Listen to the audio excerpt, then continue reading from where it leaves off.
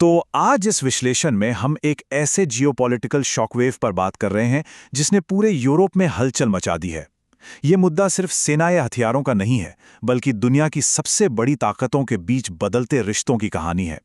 तो चलिए सीधे इस टॉपिक पर आते हैं और समझते हैं इस शॉकवेव के पीछे की आखिर सच्चाई क्या है। 5,000 ये सिर्फ कोई रैंडम आंकड़ा नहीं है। दरअसल जर्मनी में तैनात करीब 35 से 40,000 अमेरिकन ट्रूप्स में से ये सीधे 10 से 15% की अचानक कटौती थी।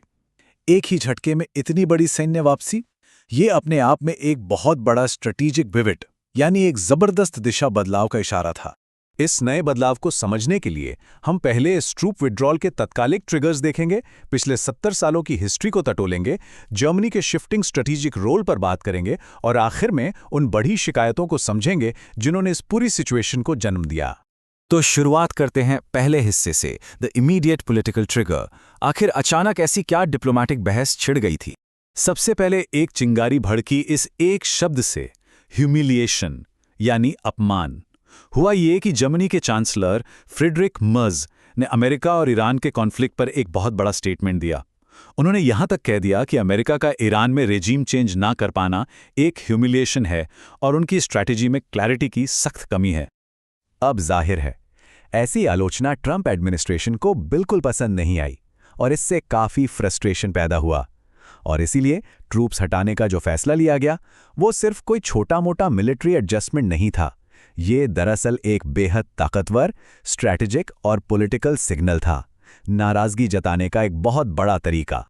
लेकिन यहां एक बेसिक सवाल दिमाग में आता है, आखिर ये हजारों ट्रूप्स वहां कर क्या रहे थे? इसके लिए हमें हिस्ट्री में थोड़ा पीछे जाना होगा और इस बेस के ऐतिहासिक आधार को समझना होगा। अगर हम टाइमलाइन देखें तो 1945 में वर्ल्ड वॉर II के बाद जर्मनी को 4 हिस्सों में बांटा गया था। फिर 1947 से कोल्ड वॉर शुरू हुआ तो फुल्डा गैप पर कंटेनमेंट जरूरी हो गया।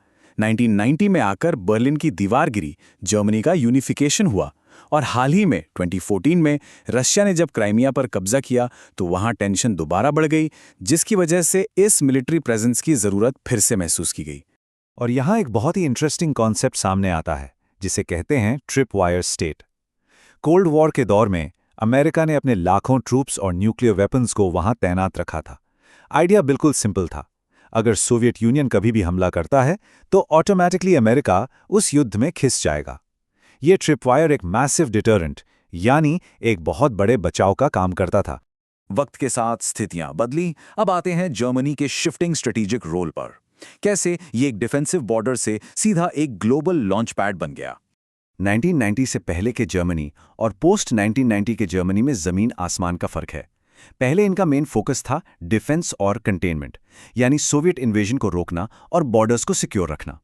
लेकिन 1990 के बाद ये सीधे एक लॉजिस्टिक्स हब और लॉन्च पैड बन गया, जहां से अमेरिका, इराक, अफगानिस्तान और बाकी ग्लोबल ऑपरेशंस के लिए अपनी पावर प्रोजेक्ट करता था। एक फ्रंट लाइन डिफेंस से सीधा एक ग्लोबल लॉन्च पैड। आज अगर मॉडर्न फंक्शंस की बात करें तो जर्मनी नेटो के मिलिट्री स्ट्रक्चर की बिल्कुल रीढ़ की हड्डी है। रैपिड डिप्लॉयमेंट के लिए रामस्टाइन जैसे एयरबेसेस ट्रूप्स की स्विफ्ट मूवमेंट में एसेंशियल रोल प्ले करते हैं। ये यूरोप और अफ्रीका के ऑपरेशंस के लिए एक सेंट्रल कमांड और कंट्रोल नर्व सेंटर हैं।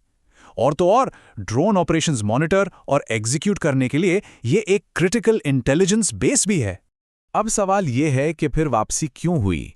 चलिए चलते हैं इस पूरी कहानी के आखिरी हिस्से पर, ब्रॉडर ग्रीवेंसेस और वो ट्रांजैक्शनल शिफ्ट जिसने नया रुख तय किया।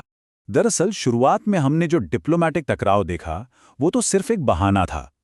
असली शिकायतें बहुत पुरानी थीं, जैसे हॉर्मुज और ईरान कॉन्फ्लिक्ट में जर्मनी का नेवल सपोर्ट देने से इनकार करना, फिर नेटो का नियम होने के बावजूद अपने जीडीपी का 2% डिफेंस पर खर्च ना करना, और साथ ही अमेरिका का अपना स्ट्रेटेजिक फोकस इंडो पैसिफिक और मिडल ईस्ट की तरफ शिफ्ट करना। एक क्लियर अल्टीमेटम सामने रख दिया गया था, या तो अमेरिकन इंटरेस्ट को सपोर्ट किया जाए या फिर मिलिट्री प्रोटेक्शन भूल जाएं। और इस ट्रांजैक्शनल अप्रोच का नतीजा ये है कि पूरा अलायंस काफी चौकन्ना है। यूनाइटेड स्टेट्स आज भी नेटो का मैसिव मेजॉरिटी कंट्रीब्यूटर है, फाइनेंशियली भी और मिलिटरीली भी। बाकी नेटो कंट्रीज का हिस्सा इसके मुकाबले बहुत छोटा है। यही वजह है कि पूरे अलायंस ने ओपन आलोचना से बिल्कुल परहेज किया, ताकि यूनिटी बनी रहे और रिश्ते और ना बिगड़ें। तो इस पूरे विश्लेषण को देखने के बाद एक बेहद गहरा सवाल खड़ा होता है। अगर सालों पुराना डिटरेंस वीक पड़ रहा है और अलायंस के बीच का बेसिक ट्रस्ट ही अंडरमाइन हो रहा है, तो इस स्ट्रेटेजिक अनसर्टेनिटी के दौर में नेटो के आर्टिकल 5 और कलेक्टिव डिफेंस का आगे चलकर क्या फ्यूचर होगा? सोचने वाली बात है।